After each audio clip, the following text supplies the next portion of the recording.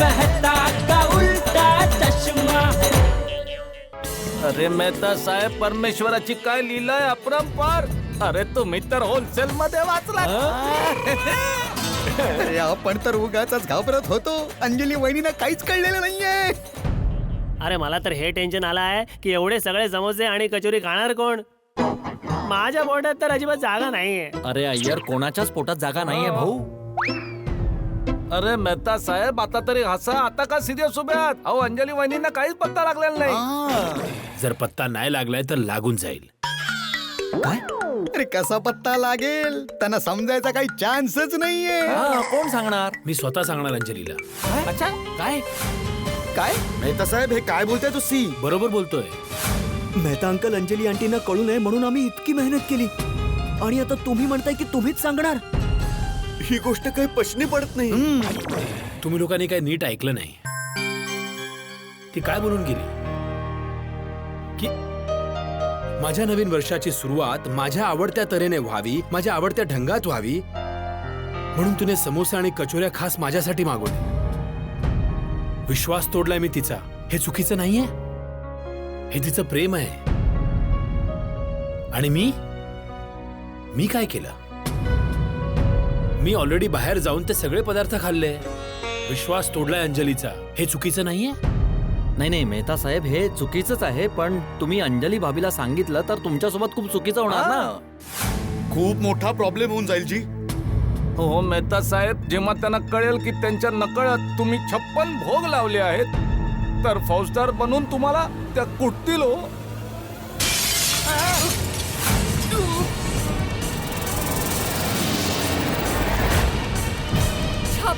भोग ऐकलं वाटतंय. आता अरे आता काय? आता मेहता गेले. आता 56 भोग हा? घरी स्वास्थ्यवर्धक जीवनशैलीच्या गप्पा मारताय हा, आणि बाहेर जाऊन तुम्ही 56 भोग खाताय? एवढा मोठा विश्वासघात? तुम्ही माझं मन मोडलंय तारक. मी तुम्हाला कधीच माफ नाही करणार. अंजली, माझा ऐक. मला काही नाही ऐकायचंय. ज्या माणसावर मी विश्वास नाही ठेवू शकत त्याच्यासोबत मी एक क्षणही नाही राहू शकत. अरे अंजली, ऐक तर. नाही.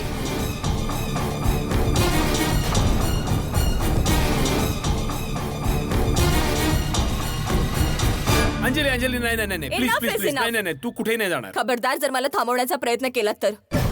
आणि हो, हे सगळं मी काकाजींना आणि गोकुळधाम महिला मंडळाला सुद्धा सांगणार आहे. अंजली, मी गेल्यानंतर उत्तर द्या तुम्ही त्यांना. अरे अंजली, तू कुठे चालली आहेस? तुमच्यापासून लांब. तुम्ही राहा तुमच्या घरात कचोरी, समोसे आणि गुलाबजाम सोबत. शांत हो, तू शांत हो अंजली, प्लीज. मी अजिबात शांत नाही राहणार तारक. अख्ख्या सोसायटीला, सगळ्या शहराला, सगळ्या जगाला दिवंडी पिटवून सांगणार. हे बघा, हे आहेत माझे पती, ज्यांना त्यांच्या पत्नीच्या भावनांची कदरच नाहीये. नाही, असं नाहीये अंजली. ऐक अंजली, अंजली कुठे चालली? अंजली, अरे बापरे. जेठालाल, तुझं म्हणणं बरोबर आहे. जर अंजलीला कळलं तर रागाचा आणि अश्रूंचा असा पूर येईल की त्यात तुमचा मित्र वाहून जाईल. आणि मी तेच तर म्हणतोय, जेव्हा गोष्ट संपली आहे तर का तुम्हाला तुमच्या पायावर धोंडा मारायचा आहे? हो मेहता साहेब, बरोबर बोलतात ते. जाऊ दे ना. अंजलीचा विश्वास मी तोडलाय, त्यामुळे मला अपराधीसारखं वाटतंय. त्याचं मी काय करू? म्हणून मला असं वाटतंय सांगून टाकतो मी तिला. अरे नाही नाही मेहता साहेब, प्लीज अशी चूक करू नका. अडकून जाल तुम्ही. हो, तुझं म्हणणं पटतंय मला. बरोबर, नाही सांगत. अरे काय झालं? या ना, बसा. बघा, गरमागरम गुलाबजाम, कचोरी.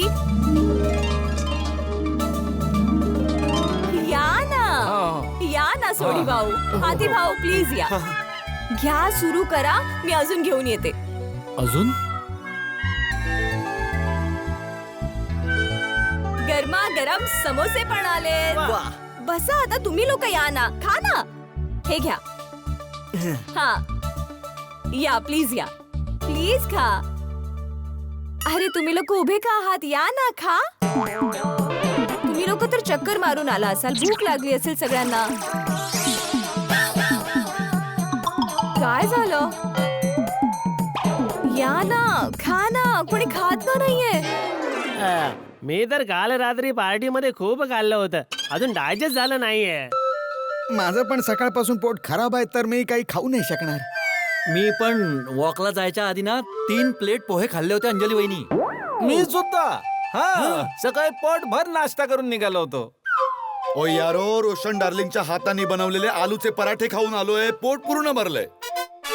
अंजली वहिनी, त्याचं काय आहे ना, हे सगळे जेव्हा सकाळी वॉक करत होते ना, तेव्हा मी तिथे उभे उभे पोट भरून इडली वडे खाल्ले. पण तुम्ही सगळे थोडं थोडं तरी घ्या प्लीज. अंजली वहिनी, थोडा का एक घासही घशाखाली उतरणार नाही आता. तारक, तुम्ही तरी खाऊन घ्या. तुम्ही तर सकाळपासून काहीच खाल्लं नाहीये.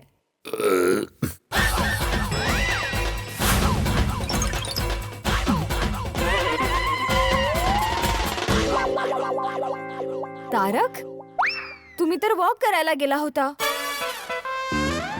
तुम्हाला ढेकर कशी आली? हो, मी तर वॉक करायला गेलो होतो ना, मला ही ढेकर कुठून आली? आता हे तर डॉक्टर सांगू शकतील. अरे डॉक्टर आहेत ना, डॉक्टर हाती. जेव्हा आपण खाऊन वॉक करतो ना, तेव्हा ढेकर तर येतेच.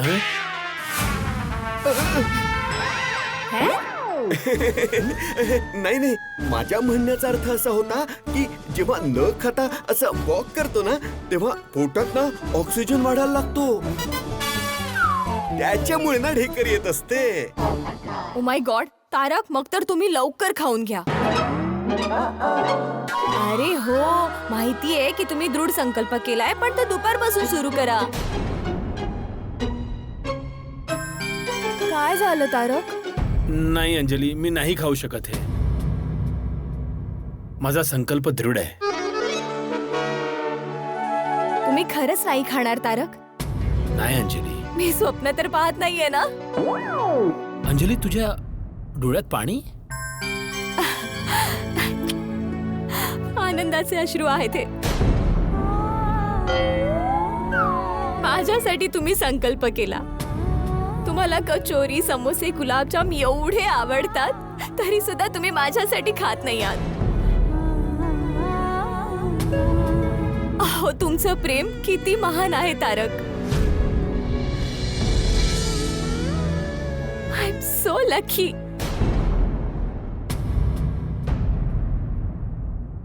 नाही अंजली, नाही.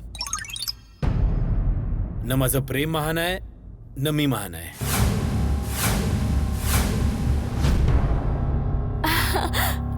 तुम्हाला नक्की काय म्हणायचंय? सत्य. अंजली, मला तुला सत्य सांगायचंय. कसलं सत्य? अंजली, हे समोसे, या कचोऱ्या, मेहता साहेब, नाही. जेठालाल, काय नाही? अंजली, हे समोसे, या कचोऱ्या, फक्त हे समोसे आणि कचोरी नाही. समोसे, कचोरी, दहीवडे, जिलेबी, रबडी, जिनी डोसा आणि अजून काय काय आणि किती किती खाऊन आलोय मी. मन भरून, पोट भरून. काय? हो. तुम्ही खरं बोलताय? बराच वेळ खोटं बोललोय अंजली. आता खोटं नाही बोलणार. हो, सत्य हेच आहे. सकाळी जेव्हा हे सांगून निघालो की मी फिरायला चाललोय, मी निघालो आणि तर मग डोका बंद करा आणि पटापट जीप मध्ये बसा. चला. हे तर सांगा कुठे जायचंय यार. ओ यारो, मेहता साहेब असं नाही ऐकणार. चला. आला आला. ते बाजूला सरको. हे घे. जर तुमचं खरंच खाण्याचं मन नाहीये तर या समोस्याच्या वर तुमचा हात ठेवून शपथ घ्या की तुमचं काहीच खाण्याचं मन नाहीये. मी समोस्याची शपथ घेऊन सांगतोय की मला समोसा खाण्याची इच्छा नाहीये. मला समोसा खाण्याची इच्छा नाहीये. नाहीये इच्छा आहे समोसा खाण्याची. आज वर्षाचा पहिला दिवस आहे आणि तुमच्यासारखा मित्र भेटलाय आणि ह्या आनंदात एक सेल्फी तर झालीच पाहिजे. त्या प्रतिमा आंटी आहेत ना, रॉय अंकलच्या वाईफ, त्यांनी फोटोग्राम ऍपवर तुमचा आणि रॉय अंकलचा सेल्फी अपलोड केलाय. जेव्हा मी परत आलो आणि डॉक्टर हाती ओरडत आले होते की काम झालं आहे, काढून टाकलं आहे. खरं तर तो फोटो मिसेस रॉयना सांगून फोटोग्राम मधनं काढून टाकला, कारण तुला कळू नये. हे सगळं केल्यानंतर मी तुझी माफी मागायला पात्र नाहीये. खरं तर मी तुझ्या प्रेमाच्या लायकीचा नाहीये, पण तरी मी चूक केली आहे Anjali. I am really sorry. I am sorry Anjali.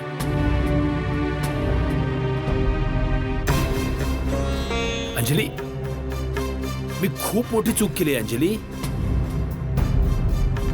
हृदय तोडणं, विश्वास तोडणं या लहान गोष्टी नाही आहेत अंजली. मी चूक केली आणि मी शिक्षेसाठी तयार आहे. अंजली वहिनी, शिक्षेला पात्र खरं तर आम्ही लोक आहोत. हो अंजली भाभी, मेहता साहेबांनी तर खूप वेळा सांगितलं होतं मला खायची इच्छा नाहीये खायची इच्छा. पण आम्ही सगळ्यांनी मिळून त्यांना खायला भाग पाडलं, त्यांना लालूच दाखवली. आम्ही सगळ्यांनी मिळून मेहता साहेबांचा संयम तोडलाय. यात यांची काहीच चूक नाहीये. हो, सगळी चुकी आमची आहे. हो अंजली वहिनी, उलट त्यांनी आम्हाला सांगितलं होतं, त्यांनी दृढ संकल्प घेतलाय आणि तो संकल्प त्यांनी तुमच्यासाठी घेतलाय, तुमच्या प्रेमासाठी घेतलाय. हो, पण आम्ही सर्व मित्रांनी त्यांना खरंच खायला खूप आग्रह केला. अंजली बहिणी, काहीतरी बोला ना. हा, आम्हाला माफ करा प्लीज. नाही, खरं तर तुम्हाला माफी मागायची काहीच गरज नाहीये, कारण चूक तर तुमची नाहीच आहे. संकल्प मोडण्याची प्रलोभनं तर लाखो असतात, पण संकल्प मोडण्याचा निर्णय एकच असतो, जो तारकने घेतलाय आणि त्याचा मी आदर करते. अंजली, तू हे तू काय म्हणतेस अंजली? नाही तारक, मला माझ्या चुकीची जाणीव झालीये अँड आय एम सॉरी. अरे तू का सॉरी बोलतेस अंजली? तू काय केलंय? चूक मी केली आहे, सॉरी मला म्हणायला पाहिजे आणि मी सॉरी बोलतोय. चूक माझी आहे, तू का सॉरी बोलतेस? तुमच्या आयुष्याचे निर्णय घेण्यासाठी. अरे तुमचं आयुष्य आहे, तुमचे निर्णय आहेत. अहो, मी आहे तरी कोण तुमचे निर्णय घेणारी? अंजली, हे काय बोलतेस तू? तू माझी जीवन संगिनी आहेस आणि अंजली, माझ्या आयुष्यातले सगळे महत्वाचे निर्णय तूच घेतले आहेस. पण आज नंतर नाही. अरे, आज नंतर तुमच्या आयुष्यातला कुठलाही महत्वाचा निर्णय मी नाही घेणार. काय? आजपासून कधीच मी तुम्हाला डाएट करायला नाही सांगणार. अरे, कारण प्रेम आणि काळजी कधी कोणावर लादता येत नाही. तुम्हाला हे सॅलड, सूप वगैरे खाऊ घालून तुमच्या तब्येतीची काळजी घेऊन माझं प्रेम मी तुमच्यावर लादत होते, पण आता नाही. आता तुम्हाला जे काही खायची इच्छा आहे ते खायला तुम्ही मुक्त आहात. नाही नाही, आता मी रोज तुम्हाला विचारून जेवण बनवेन की आज तुम्हाला काय खायचंय. नाही, हे बघ मला माझ्या चुकीची जाणीव झाली आहे तारक. अंजली, तुझी चूक कशी आहे? जी चूक आहे माझी चूक आहे. मी तुझा विश्वास तोडलाय अंजली. चूक माझी आहे की मी विश्वास ठेवला. आता तुम्ही जे हवं ते करू शकता. आजपासून मी तुम्हाला कधीच अडवणार नाही. हे बघ, असं नको म्हणूस अंजली. मला रागव, मी चूक केली आहे. माझ्यावर ओरड, राग काढ, जे करायचं ते कर, मला शिक्षा दे अंजली. पण असं म्हणू नकोस की तू मला आजपासून काहीच म्हणणार नाहीस. आजपासून असंच होणार आहे तारक. मी नेहमी तुम्हाला अडवत होते, नेहमी तुमच्यावर विश्वास ठेवत होते. तुम्ही माझा विश्वास नेहमी तोडत होता आणि मला दुःख होत होतं. पण आता मी तुम्हाला माझा विश्वास तोडायची संधी देणार नाही. अंजली, हे बघ, तू मला इतकी मोठी शिक्षा नको देऊस अंजली. मला माफ कर अंजली. तुम्ही मला माफ करा तारक की मी तुमचं आयुष्य कंट्रोल करायचा प्रयत्न केला. मला काहीच हक्क तू नव्हता. माझी अर्धांगिनी आहेस, माझी जीवन संगिनी आहेस. तुझा हक्क होता, आहे आणि कायम राहील अंजली. मी चूक केली आहे, मला माफ कर. ऐक ना प्लीज अंजली, प्लीज. अंजली, समजून घे ना प्लीज. माझ्या प्रिय पत्नीला बस इतकंच म्हणेन मी. तू जर तोंड फिरवलंस तर काय करणार मी? प्रत्येक गोष्टीत तुझं काळजी घेणं, माझ्या प्रत्येक निर्णयाचा मान राखणं, माझ्या प्रत्येक पावलाला माझी साथ देणं, अडचणीमध्ये तुझ्या धीराने माझी साथ देणं. तुझे नियम मी भले मोडले असतील बहाण्याने. अंजली, माझं प्रेम आहे तुझ्या माझ्यासाठी नियम बनवण्यावर. मला प्रेम आहे तुझ्या रागावण्यावर, फटकारण्यावर. प्रेम आहे तुझ्या प्रत्येक अधिकारावर. मी वाट बघतो की तू रुसशील आणि कधी तुला मनवू मी. प्रत्येक नाराजीला दूर करून कसं मोहित करू मी. सुंदर वाटतं तुझं रौद्र स्वरूपही, तुझ्या हास्याची सावली, रागाचं ऊनही. तुझं रागवणं, रुसणं, फटकाळणं, तुझं नाराज होणं, तुझं मौन राहणं, प्रत्येक गोष्टीत तुझं प्रेम आहे, ज्यासाठी माझं मन सदैव तयार आहे. तुझं रोखणं, टोकणं, तुझा क्रोध, तुझं माझ्यासाठी नियम बनवणं, तुझं मला डाएट फूड खाऊन घालणं. अंजली, मला या घरात तुझ्या नियमांचं अंगण पाहिजे. पक्षी आहे मी, मला अंजलीच्या पिंजऱ्याचं बंधन पाहिजे. तूच आहेस उंची माझी, तूच जीवनाचा आधार आहेस, तूच माझ्या सुखांचा संसार आहेस. मुक्त केलंस तरी उडू नाही शकणार मी. परत आयुष्याशी जोडला नाही जाऊ शकणार मी. तूच सांग, कुठे जाणार मी? परवा करणं बंद करशील ना अंजली, तर मरून जाईन मी. तारक, अशा मरायच्या गोष्टी करू नका प्लीज. हो प्लीज. मग तू सुद्धा अंजली असं बोलू नकोस ना की माझी परवा करणं बंद करशील, मला अडवणार नाहीस, मला टोकणार नाहीस, माझ्यासाठी नियम बनवणार नाहीस. अंजली, मी चूक केली आहे, तू माझ्या रागाव. तारक,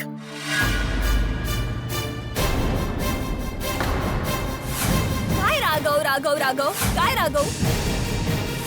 तुमची पत्नी तुमची इतकी केअर करते, तुमच्या डाएटची इतकी काळजी घेते, दररोज सकाळी उठून एटीएम स्पेशल ज्यूसेस बनवते आणि तुम्ही बाहेर जाऊन 56 भोग खाता. पटली रे.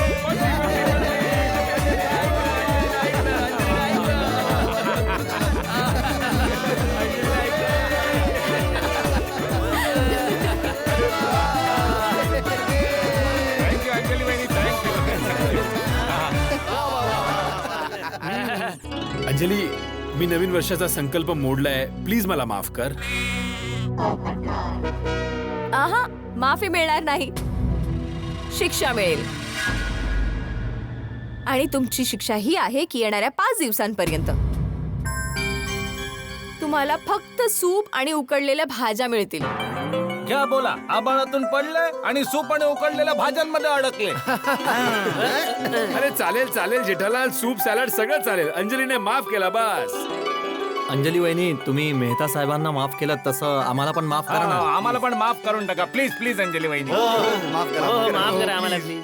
माफ तर भिडे भाऊ मी तुम्हालाही केलंय, पण इतक्या सगळ्या नाश्त्याचं आता करायचं काय? हो हांजी, काहीतरी करावंच लागेल. आम्ही तर नाही खाऊ शकत बाबा. आम्ही नाही खाऊ. काही हरकत नाही. तसं पण आपल्या गोकुळधाम मध्ये नाश्ता खाणाऱ्यांची कमी थोडीच आहे. गोली इथेच उभा आहे आणि मी माझ्या सगळ्या महिला मंडळाला बोलवते. सोनूला, पिंकूला बोलवून घेते, तर टपू सेना आणि महिला मंडळ मिळून नाश्त्याला पूर्ण न्याय देतील. अंजली वहिनी, मी काय म्हणतो, कोणाला बोलवण्याआधी एकदा जरा मेहता साहेबांना विचारून तर घ्या. कुणाच ठाऊक खाण्याच्या दुसऱ्या राऊंड साठी तयार असतील. जेठालाल,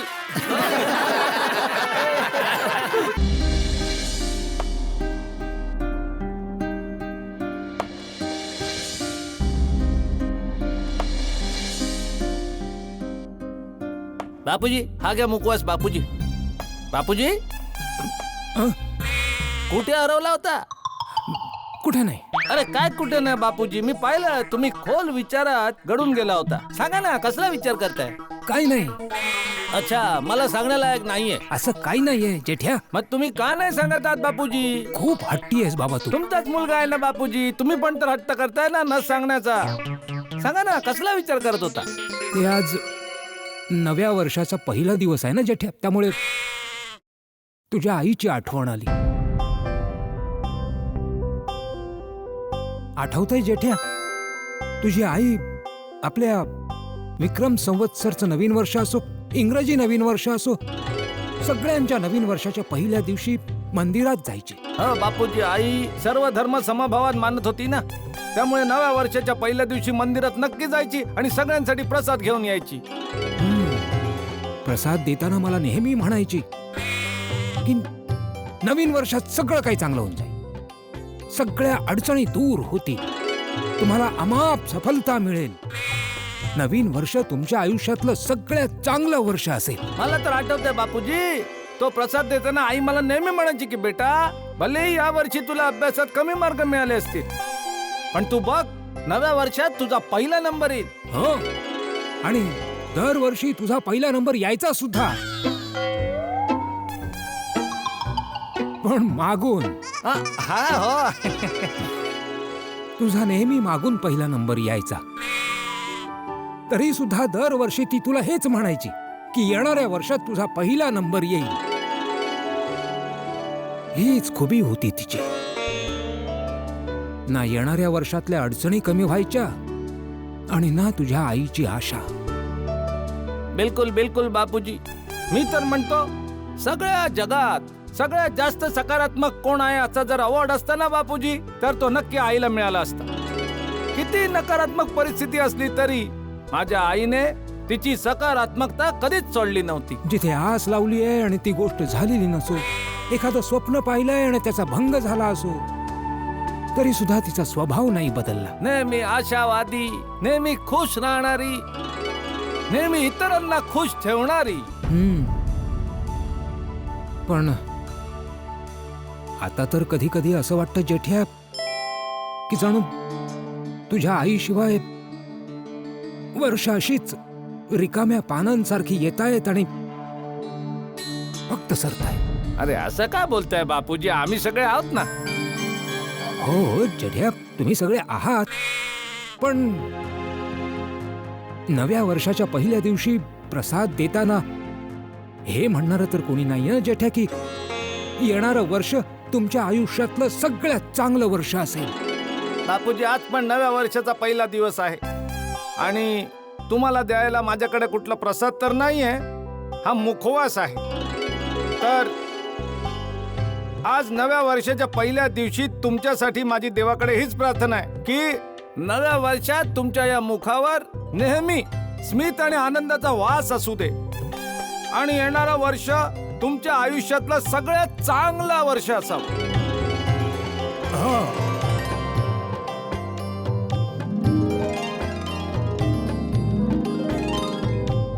जेठ्या, तुझ्या आईची जेव्हा कधी आठवण येते ना, तेव्हा भावनांमध्ये वाहवत जातो.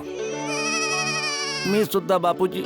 चल आता मी झोपायला जातोय. ठीक आहे बापूजी, तुम्ही झोपा, मी जरा सोडा शॉपवर जाऊन येतो. अरे सकाळी सगळे मित्र मिळून एक एकटे नाश्ता करायला गेला होता, तेव्हा गप्पा मारून मन भरलं नाही का? ते आता सोडा शॉपवर जाऊन पण गप्पा मारायचे. बापूजी, सकाळी आम्ही नाश्ता करायला गेलो होतो, हे तुम्हाला कसं काय कळलं? अरे गोकुळधाम सोसायटी मध्ये माझे हेर चारी बाजूना पसरलेले आहेत जेठ्या, माझ्यापासून काहीच लपून राहत नाही. नाही नाही नाही, त्याचं सकाळी काय झालं की आम्ही ते सगळं माहिती आहे. चल चल जा आता, लवकर सोडा शॉपवर जा आणि लवकर परत ये. हो बापूजी. चल, शुभरात्री. शुभरात्री.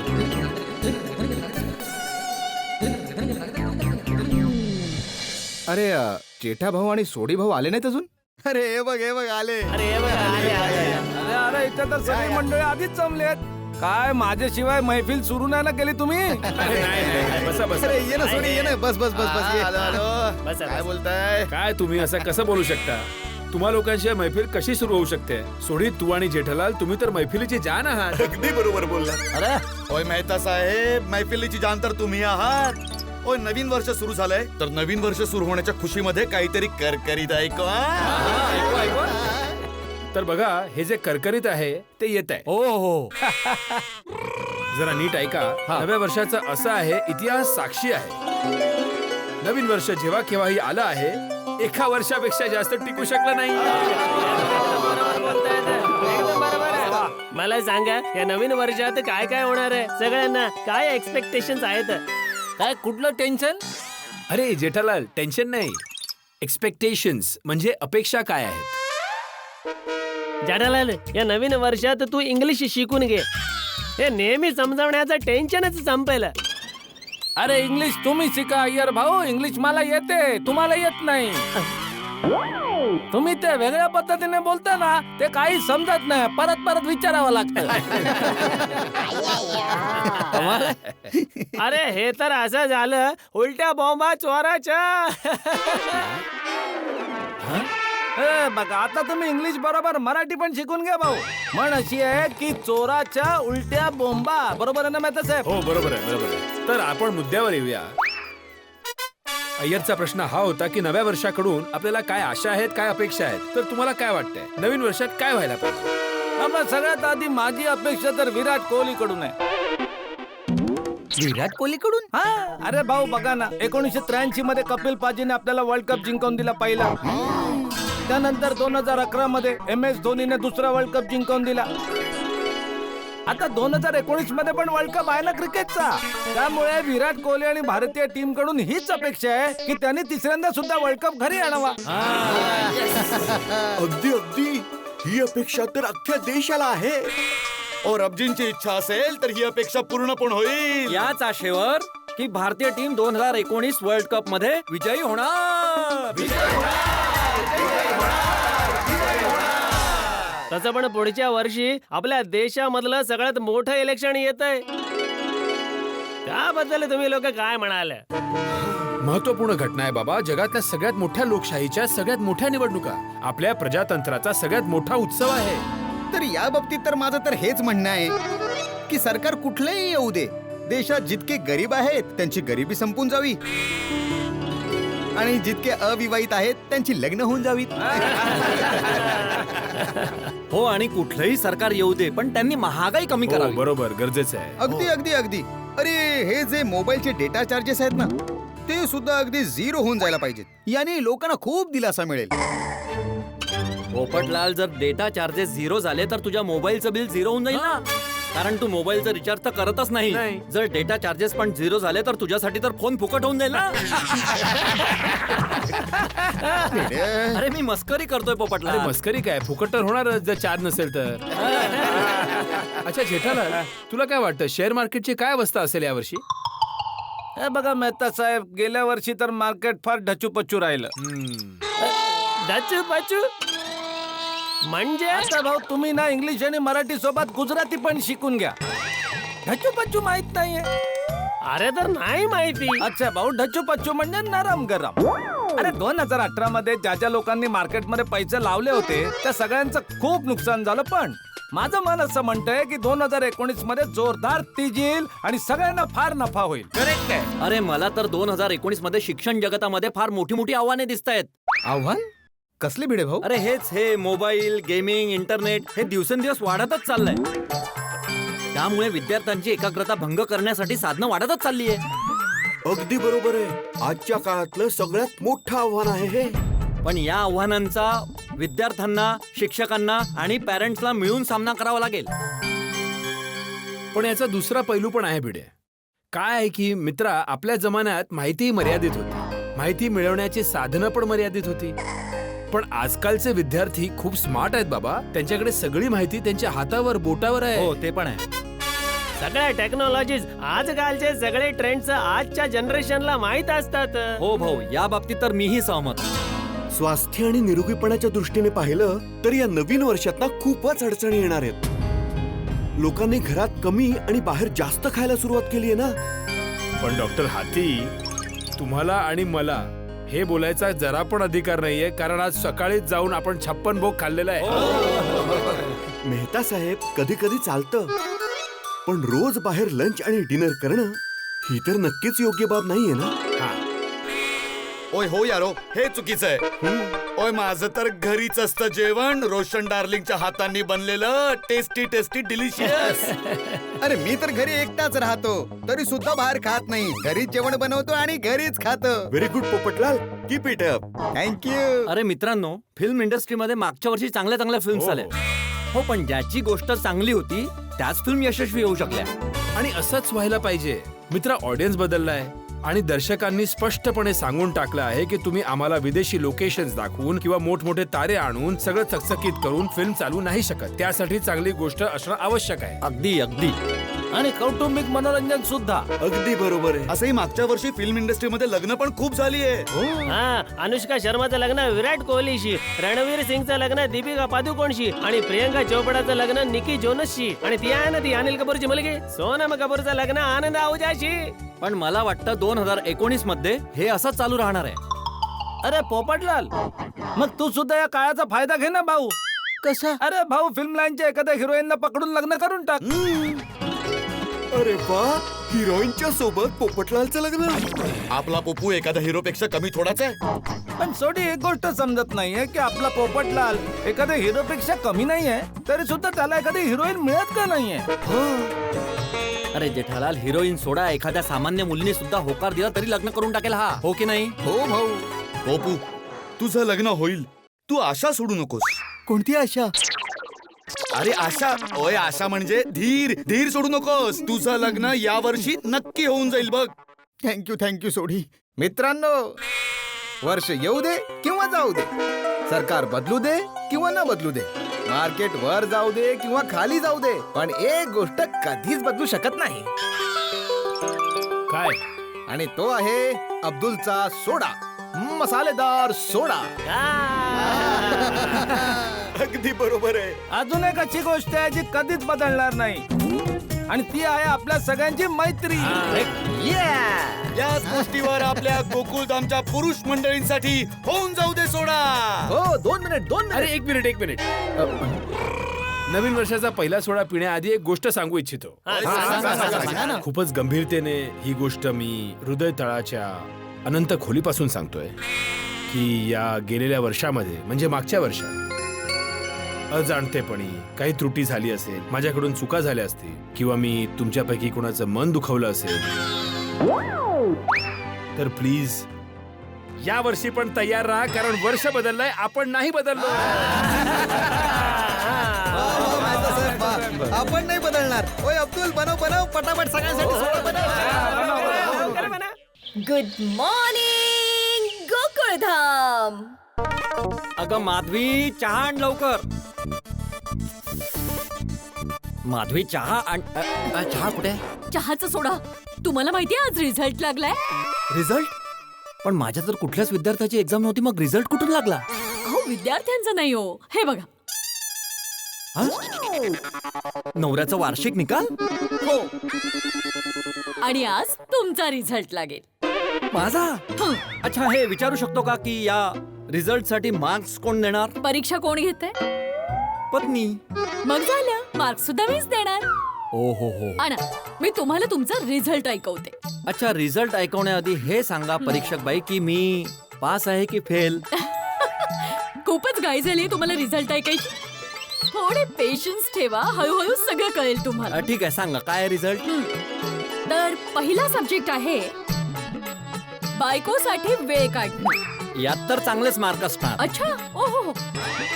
जरा आठवा बरं, सोसायटी आणि ट्युशनच्या कामांमधून माझ्यासाठी तुम्ही किती वेळ काढलाय? मला किती वेळा फिरायला घेऊन गेलात बाहेर? आणि किती वेळा मला शॉपिंग करायला घेऊन गेलात तुमच्यासोबत? तर किती मार्क्स मिळालेत मला? 100 पैकी 50. खूपच वाईट परिस्थिती आहे. हो, तर मग या नवीन वर्षात मी काळजी घेईन आणि प्रयत्न करीन की या सब्जेक्ट मध्ये जास्तीत जास्त मार्क मिळावेत. बघूया.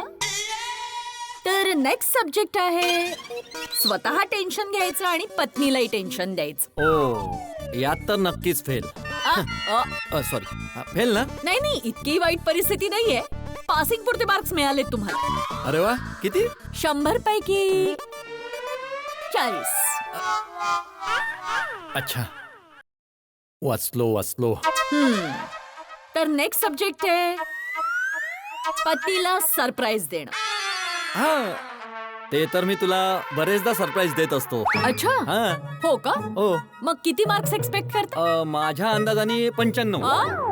नाही, खूप जास्त होतं. माझ्या अंदाजाने 50च्या वरती असलेच पाहिजेत. 50? थोडक्यात वाचलाय तुम्ही.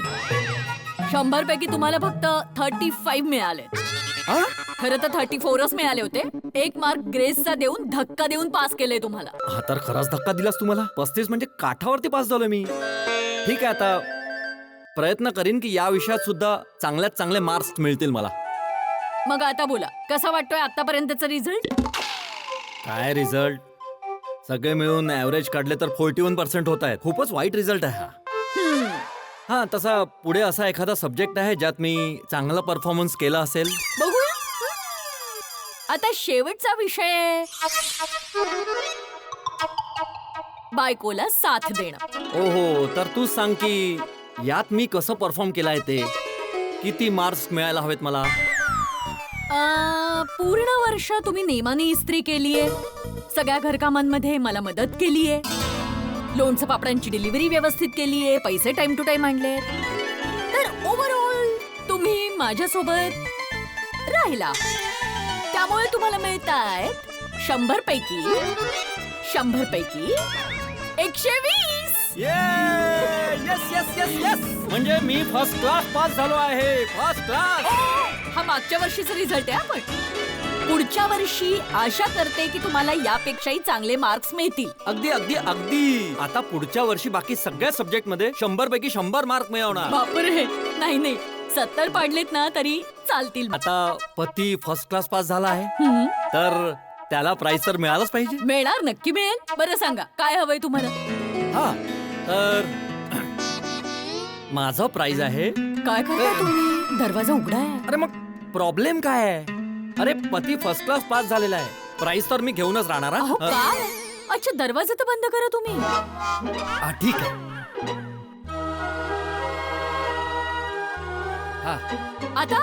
आता ना डोळे बंद करा. काय डोळे बंद करू? हो, करा ना. ठीक आहे.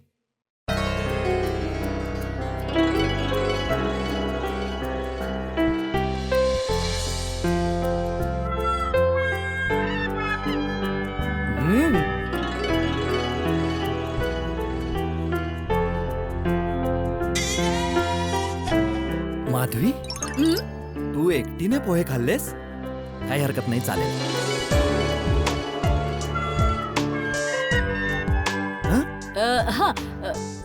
तोंड पुढे करा आणि आता आ करा.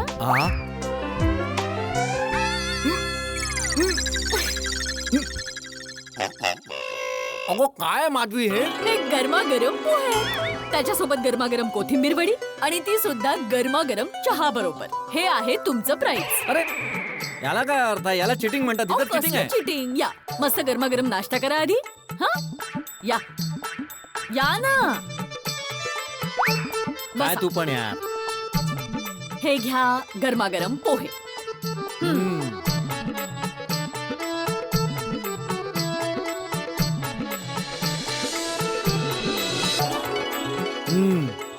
मस्त झालाय नाश्ता आणि चहा. थँक्यू. चला माधवी, अजून एक विषय आहे ज्यात मला चांगलं प्रदर्शन करायचं, ते मी करून येतो. कुठला विषय? माझ्या मुलाची काळजी घेणं. सोनूची चांगलीच काळजी घेता तुम्ही. नाही, सोनू बद्दल नाही बोलत आहे मी. माझा मुलगा म्हणजे माझा सखाराम. पूर्ण दिवस माझ्यासोबत उन्हात इथं तिथं फिरतो. बिचारावर धूळ माती जमून जाते. त्याला मस्तपैकी आंघोळ घालून येतो मी. या या या.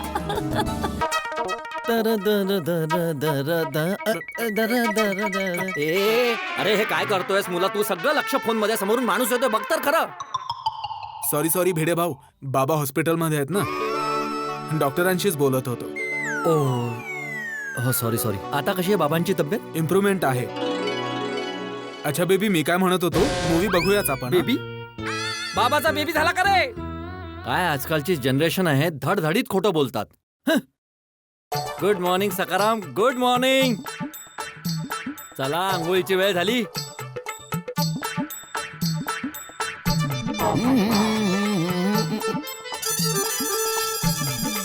ओहो, गुड मॉर्निंग भिडे.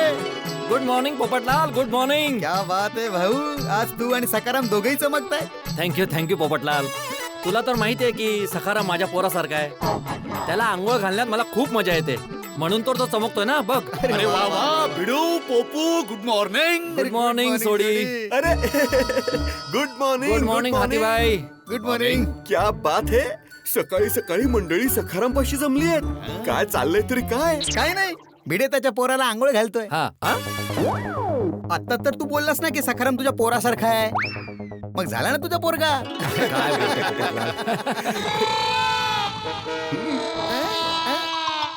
भिडो हा यार जर वाईट वाटणार नसेल तर एक गोष्ट बोलू. काय झालं? ओ भिडो, वरवरच्या चमकवण्यातून काही होत नसतं. अस्सल चमकवणं तर आतमधून असतं. नाही करेक्ट आहे सोडी. म्हणून तर मी टाइम टू टाइम सखारामची सर्व्हिसिंग करतच असतो. व्हेरी गुड भिडो, एकदा मी पण चेक करून घेतो. हातीबाई प्लीज. हो हो कर कर, फर्स्ट क्लास आहे.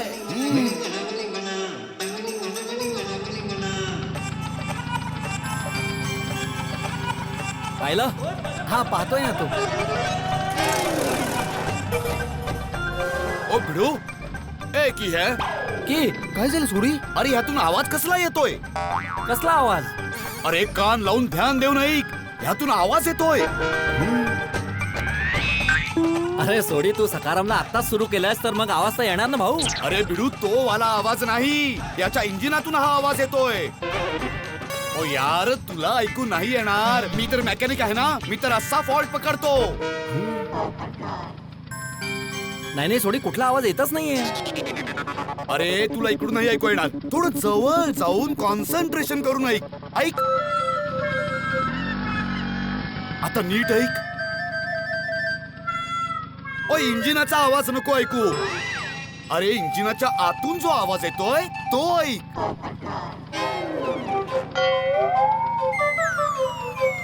काही आलं का ऐकू? हा आवाज तर येतोय. हो हो, आवाज तर मला पण ऐकू येतोय. कमाल आहे, मला काय ऐकू येत नाही याचा आवाज. तुझ्या कानांना काय झालंय भिडू? ओय लक्ष देऊन ऐक. ओय इंजिनच्या आतमधून आवाज येतोय यार. इंजिनच्या आत काहीतरी तुटलंय. हा ऐक ऐक. हा बरोबर आहे, क्लिअर, अगदी तसाच आवाज येतोय अगदी. अरे काय तसाच आवाज येतोय? तू तर स्कूटर चालवत नाही, तुला कसा आवाज येईल? अरे भाऊ, विमानाचा आवाज ऐकायला पायलट होण्याची थोडीच गरज आहे. आपण असे लोक ट्रेन मध्ये जातो ना, तर आवाज येतो ना असा की आपल्याला तो पोपू,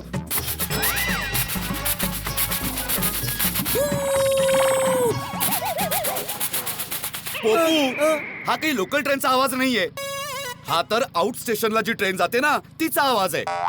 ओय लोकल ट्रेनचा आवाज तर असा असतो. खडक खडक खडक खडक खडक खडक खडक खडक खडक खडक खडक खडक. नाही, बरोबर आहे.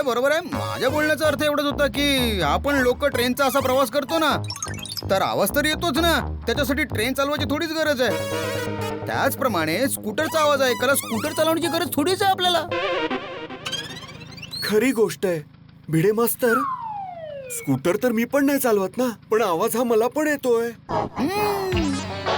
भिडू, लक्ष देऊन नीट ऐक, पूर्ण कॉन्सन्ट्रेशन ठेवून ऐक, तेव्हा तुला पण ऐकू येईल इंजिनाच्या आतला आवाज. ऐक. ऐकू येतोय ना? हा म्हणजे क्लिअर नाहीये सोडी, पण काहीतरी आवाज येतोय.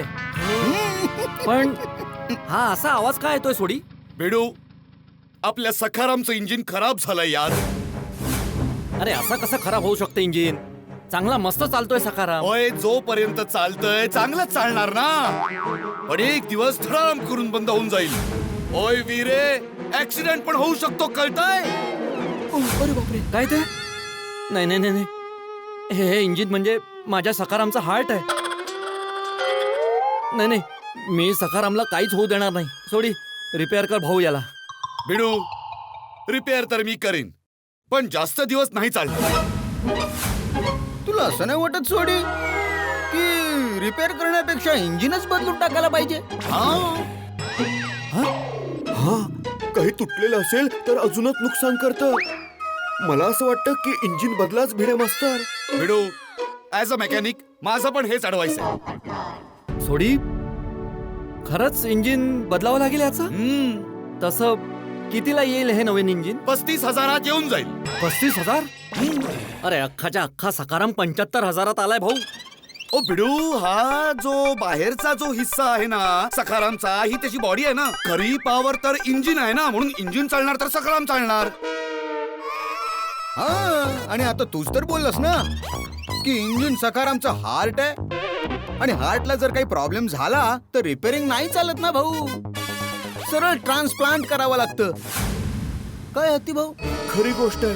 तसं माझ्या ओळखीमध्ये एक हार्ट सर्जन आहे.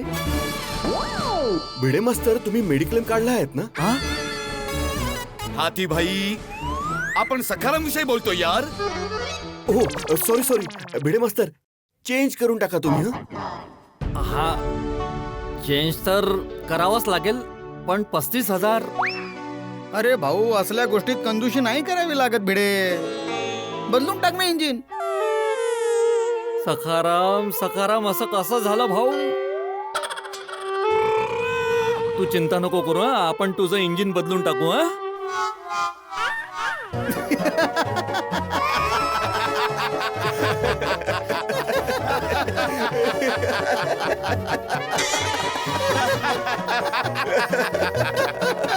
तुम्ही गंमत करत होतात ना? अरे काय भाऊ भिडे, तू पण कमाल आहेस. नेहमीच कसा पट्ट्यात सापडतोस तू. खरं बोललास तू. तुम्हाला किती वेळा बोललोय की सखाराम विषयी गंमत नका करू. सखाराम विषय मी किती सेन्सिटिव्ह आहे. काय यार भिडू, तुझी थोडीशी तिरकी घेतली तर तू सिरियस होऊन जातोस यार. नाहीतर काय. अच्छा, आता गमतीत मी तुझ्या छत्रीला फेकूनच देतो. काय करतोस? हा, जशी तुझ्यासाठी छत्री इम्पॉर्टंट आहे ना, तसाच माझ्यासाठी माझा सखाराम इम्पॉर्टंट आहे. हा समजला. छत्री देऊन टाका भाऊ. आजपासून सकाराम बरोबर कोणी गंमत नाही करणार. ठीक आहे, okay. Good morning Mehta good साहेब. मॉर्निंग. अरे सगळी मंडळी इकडेच आहेत. अरे क्या बात आहे. Good morning. Good morning. Good morning भाऊ. अरे सकाळी कसला धिंगाणा घालताय? हा, सकाळी गोल सकाराम परिषद कशासाठी चालली आहे? गोल सखाराम परिषद म्हणजे? अरे ती गोलमेजी परिषद असते ना, त्याच्यावरून गोल सकाराम परिषद. गोलमेजी परिषद म्हणजे? अरे सोडी, राऊंड टेबल कॉन्फरन्स असते ना, राऊंड टेबल कॉन्फरन्स, त्याला म्हणतात गोलमेज संमेलन. तर त्याच झोकात जेठालालनी बनवली गोल सखाराम परिषद. गोल सखाराम परिषद म्हणजे राऊंड टेबल कॉन्फरन्स. या इथे आम्ही सगळे मिळून ना भिडेची थोडी फिरकी घेत होतो. अरे भाऊ, फिरकीवरून आठवलं, उद्या संक्रांत आहे. लक्षात आहे ना सगळ्यांच्या? अरे कसं लक्षात नसणार, आम्ही तर जीवा भावापासून वाट बघतोय संक्रांतीची. मी पण दरवर्षी संक्रांत साजरी करायला तळ पापड होत असतो. काय बोलला? तिळाचा पापड? अरे तिळाचे पापड नाही भाऊ, तळ पापड म्हणजे तडफडायला लागतो. काय ते? तडफडतो. तडपतो नाही रे, तडपतो. हा, तुला लक्षात आलं ना? तेच. तर मित्रांनो, दरवर्षी 15 जानेवारी पासूनच माझं तडपणं चालू होतं की अरे भाऊ, अजून तर 364 दिवस बाकी आहेत उत्तरायणाला. आता संक्रांतीची गोष्ट चालली आहे मित्रांनो, तर 2 ओळी सादर करतो. जरा तरोज्जो द्या. हा, दिला तराजू दिला. अरे तराजू नाही व्यापाऱ्या, तरोज्जो म्हणजे लक्ष द्या. लक्ष द्या. हा, ते तर देतोच आहे ना. हो, तर ते देतच राहा. तर सादर आहे अंगात मस्ती आणि मनात उमंग. अंगात मस्ती आणि मनात उमंग. तू तर यार ही दृश्य कविता करतोय का? एकदम. अंगात मस्ती आणि मनात उमंग, गुळ आणि तिळाचा संग, आकाशात सगळे मिळून उडू पतंग आणि भरून देऊ आपलेच रंग. अरे वा. Good morning. Good morning. Good morning Babitaji. Good morning. सकाळी काय डिस्कशन चाललंय? अय्यर, आय थिंक मला माहितीये की कुठल्या विषयावर डिस्कशन चाललंय इथे. कुठल्या विषयावर? वेल, मकर संक्रांत येणार आहे, तर कदाचित त्याच विषयावर. गजब बबिताजी, काय गजब पकडलंय तुम्ही. गजब पकडी पाडलाय तुम्ही. पकडी पाडले म्हणजे न कळत आपली गोष्ट कशी काय कळली त्यांना. हा बबिताजी, तुम्हाला कसं समजलं की आम्ही लोक इथे मकर संक्रांतीच्या विषयी बोलत होतो? अरे हत्ती भाऊ बबिताजींना तर समजलं असणारच ना. त्यांना तर धाब्यावर जाऊन पतंग उडवणं खूप आवडतं, हो ना बबिताजी? बिलकुल. बबिता, पण ढाब्यावर तर आपण जेवण करायला जातो. हे पतंग उडवायला कधी गेलो? अय्यर, गुजरातीत धाबा म्हणजे टेरेस. हे बबिताजी तुम्हाला हे माहिती आहे? ऑफकोर्स, तुमच्याकडूनच तर किती वेळा ऐकलंय मी. मी कसं नाही ऐकलं? अरे तुम्ही पण ऐकलं असेल अय्यर भाऊ, पण तुम्ही बबिताजींसारखं ध्यान देणं ऐकत नाही ना. अय्यर, तसं तू ऑफिस मध्ये सुट्टीसाठी बोललायस ना? अगं हो बबिता, मी सुट्टीचं बोललोय. मी पण संक्रांतीच्या साठी खूप एक्सायटेड आहे. जडालाल, तयार राहा. यावेळी तुझा पतंग सगळ्यात पहिले मीच काटणार. अरे तयार तर तुम्ही नाही, सोडा. तुम्ही किती तयारी केलीत ना अय्यर भाऊ, तुम्हाला पत्ताच नाही लागणार कधी मी तुमचा पतंग काटला तो. जडालाल, तू माझा पतंग फक्त स्वप्नातच काढू शकतो. तर मित्र, यावेळी मी विचार करतोय की संक्रांतीला घरातच राहावं आणि माझ्या खिडकीतूनच लोकांच्या उडत्या पतंगांना बघत राहीन. का? काय झालं? अरे भाऊ, मागच्या वर्षी मी आर्टिकल लिहिलं होतं की संक्रांतीत पतंगाच्या मांजांच्या मुळे ना लोकांचे चेहरे कापण्याच्या घटना ना खूप वाढल्या आहेत. खरी गोष्ट आहे. दरवर्षी माझ्याकडे पण अशा खूप केसेस येतात बघा, ज्यामुळे मांजांनी चेहरा कापला जातो, बोट सुद्धा कापली जातात. आणि तुम्ही तर जाणताच की बिन लग्नांच्यांना चेहरा किती इम्पॉर्टंट आहे. मी बाबा हे रिस्क नाही घेऊ शकत. हा, पोपटलाल, रिस्क न घेऊन तू खूप मोठी रिस्क घेतोयस. हा, कोणती? अरे भाऊ, उत्तरायणात कितीतरी तरुण मुली आपल्या तरुण मैत्रिणींसोबत पतंग उडवायला येतात ना. हा, अरे भाऊ पोपटलाल, संक्रांतीच्या दिवशी फक्त पतंगच नाही तर डोळ्यांचे पेच सुद्धा लढतात. हा करेक्ट आहे मेहता साहेब. आणि तसाही बिना लग्नाच्यांना पोरी शोधायला याहून चांगला चान्स कधी मिळणार? तरी पण आपण पप्पूला फोर्स नको करायला भाई. पप्पूला नाही यायचंय तर नको येऊ दे, आपल्या घरीच बसावं. ठीक आहे पप्पू? बरोबर आहे, बरोबर. आणि नाही आला पोपटलाल तर काय फरक पडणार आहे? ठीक आहे ना? असं नाही आहे, पण मग ठीक आहे ठीक आहे, ना. ठीक आहे. नाही, नाही, ऐका ऐका, जर तुम्ही एवढा फोर्स करत असाल तर यावंच लागेल ना मला. तुम्ही नका चिंता नका करू, मी येतो ना गच्चीवर आपल्या. हा, तर आला ना उंट डोंगराच्या खाली. जाऊ दे जोक सपाट पोपट भाऊ, पण संक्रांत नाही केली तर तुम्ही काय केलं?